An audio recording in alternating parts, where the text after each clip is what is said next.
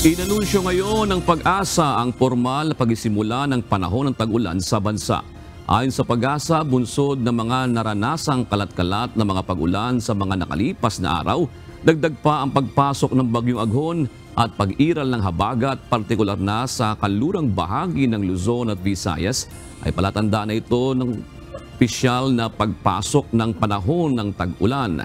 Gayunman, asahan pa rin anila na may mga araw na hindi magkakaroon ng mga pag-ulan o ang tinatawag na monsoon breaks. Samantala, nakalabas na ng Philippine Area of Responsibility ang Bagyong Aghon. Base sa report ng Pag-asa, nakalabas ng PAR ang bagyo dakong alas 12 ng tanghali kanina.